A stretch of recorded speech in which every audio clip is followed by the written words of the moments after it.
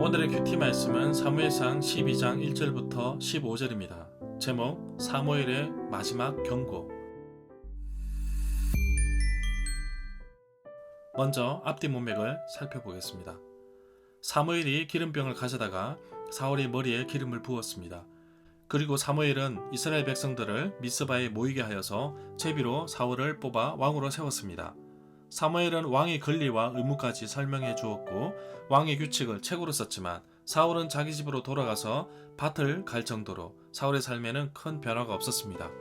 한 달이 지난 시점 암몬 사람 나하스가 군대를 이끌고 길르앗 야베스 성을 에워싸고 조약을 맺자며 위협하고 모욕을 주었습니다. 야베스 장로들은 일주일의 말미를 달라고 했는데 암몬 사람 나하스는 일주일 동안 이스라엘이 군사를 정비하여 야베스를 도와줄 수 없을 것으로 오판한 것 같습니다. 왕이 뽑혔지만 여전히 지파별로 움직였던 시절이라 사사시대와 별반 다르지 않았습니다. 사울이 야베스의 소식을 듣고 강력한 리더십으로 사람들을 끌어모아서 암몬과의 전쟁에서 이겼습니다. 전쟁의 승리를 통해 사울은 왕으로 인정받게 됩니다. 지금 분위기가 참으로 좋습니다. 그동안 이스라엘에 왕이 없었는데 왕이 생겼고 어려움을 당하던 야베스 사람들에게는 큰 구원의 기쁨을 주었습니다. 바로 이 순간 사무엘은 방심하지 않도록 경고의 메시지를 던져주고 있습니다. 여호와께서 이스라엘에게 왕을 허락해 주셨지만 왕을 구하는 것이 왜 죄인지 말해주고 있습니다. 비록 인간의 왕을 세워주셨지만 이스라엘의 왕은 여호와이십니다. 그렇기 때문에 하나님의 명령에 순종하며 따라가야 합니다. 사울이 왕이 되면서 왕정시대라고 부르지만 여전히 하나님을 진정으로 왕으로 섬겨야 함을 말해주고 있습니다. 문단을 나눠보겠습니다. 1절부터 5절은 떠나는 지도자 사무엘, 6절부터 15절은 영원한 지도자이신 하나님. 1절부터 2절에 보면 사무엘은 온 이스라엘 백성들에게 원하는 왕을 주었다고 합니다. 사무엘은 나이가 들어서 더 이상 지도자로서 살 수 없고 뽑은 왕이 이스라엘을 이끌 것이라고 말하였습니다. 3절부터 4절에 보면 사무엘은 그동안 자신의 삶이 청렴하고 결백하다고 말하고 있습니다. 이스라엘 사람들도 사무엘이 백성들을 속이지 않았고 무엇보다도 공정하였다고 말합니다.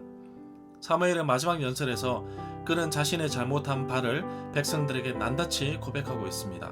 이것은 앞으로 이스라엘 왕이 어떠한 모습으로 살아가야 하는지 백성들과 세운 왕과 여호와와 사무엘 사이에 맺은 일종의 언약이라고 할 수 있습니다. 5절에 보면 여호와께서 증인이시고 여호와께서 기름 부은 왕도 증인이라고 말합니다.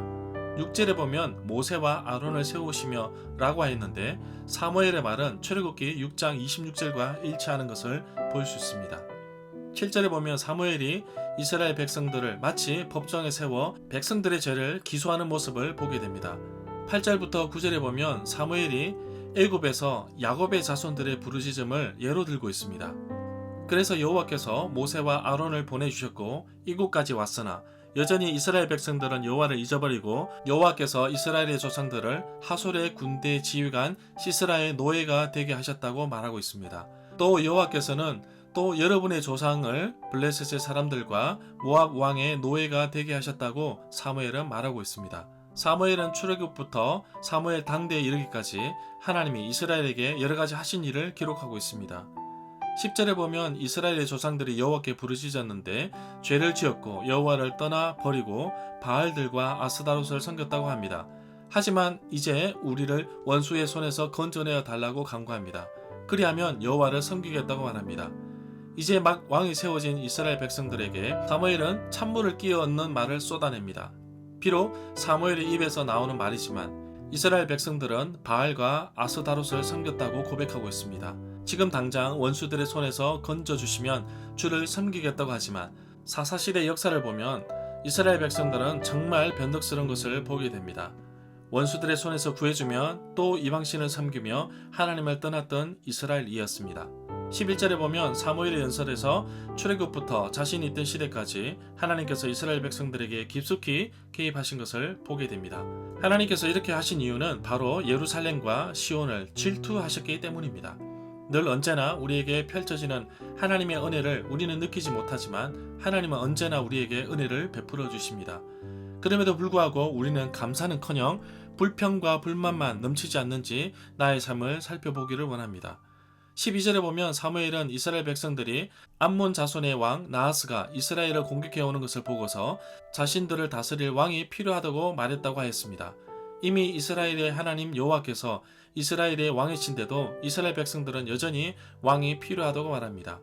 이 구절에 왕이 있어야 하겠다라고 하였는데 백성들은 사무엘상 8장 19절에서 왕에 대한 그들의 바람을 표현한다고 봅니다. 14절부터 15절에 보면 만약에 이스라엘 백성들이 여호와를 경외하고 섬기며 여호와의 목소리를 듣고 여호와의 명령을 거역하지 아니하며 또 이스라엘을 다스리는 왕은 이스라엘의 하나님 여호와를 따라야 합니다. 그렇게 되면 모든 일이 잘 될 것이라고 사무엘은 말합니다. 그러나 만약에 여호와의 목소리를 듣지 아니하고 여호와의 명령을 따르지 아니하면 여호와께서 이스라엘을 칠 것이라고 경고하고 있습니다. 여호와께서 전에 이스라엘의 조상들에게 내리셨던 것 같이 지금 사무엘 앞에 있는 이스라엘 백성들에게도 벌을 내리실 것이라고 경고하고 있습니다. 절마다 상세한 설명과 구절 해석 그리고 핵심 내용과 중심 줄거리는 네이버 블로그에 올려져 있습니다. 내게 주시는 교훈입니다. 사울 왕이 세워졌다는 말은 사무엘은 그 역할을 다했다고 봅니다. 어찌 보면 리더십으로서 마지막 설교를 한 셈입니다. 사도 베드로는 자신의 죽음이 임박했을 때 그는 수신자들에게 믿음으로 바로 살기를 바라고 일깨워 주었습니다. 사무엘은 자신이 리더십으로 있는 자리를 사울 왕에게 내어주기 전에 과거 조상들의 잘못된 습관을 들추기며 다시는 그런 삶을 살지 말기를 강력하게 당부하고 있습니다. 어떻게 보면 축복의 메시지가 아닌 찬물을 끼얹는 경고입니다. 하나님은 새로 세워진 왕을 통하여 이스라엘 백성들이 바르게 살며 하나님을 섬기며 따르기를 원하고 계십니다. 첫 출발하는 사울 왕은 사무엘의 경고 메시지를 잘 듣고 간수해야 하는데 얼마 지나지 않아서 그는 또다시 그다란 실수를 하게 됩니다. 이미 하나님 여호와께서 이스라엘의 왕이셔서 다스리고 통치하시는데도 불구하고 이스라엘 백성들은 왕을 요구하였다고 말하고 있습니다. 하나님의 은혜와 섭리 가운데 있음에도 불구하고 인간적인 욕심을 채우기 위해 왕을 요구한 것입니다. 세상의 것이 아닌 하나님의 것으로 채우기를 원합니다. 이스라엘 역사를 보면서 하나님께서 친히 인도하시고 은혜를 입히시고 먹이시는 것을 보게 됩니다. 그럼에도 불구하고 인간적인 욕심 때문에 왕을 요구한 이스라엘 백성들을 보면서 혹시 나도 내 꿈과 내 비전을 이루기 위해 의도적으로 하나님을 이용하고 있지 않는지 살펴보기를 원합니다. 나는 낮아져야 하고 하나님께서 높아지셔야 합니다. 뭐든지 첫 출발할 때는 첫 단추를 잘 깨워야 합니다. 사무엘의 찬물 끼얹는 연설이지만 새겨 들어야 할 좋은 지적도 많습니다. 사역의 현장에서 목회 현장에서 좋은 지적 사항을 점검하여 나를 성장시키는 좋은 기회가 되기를 원합니다. 오늘 하루도 하나님께서 나의 삶을 이끄시는 것을 기억하며 순종하며 살아가는 하루가 되기를 간절히 소망합니다.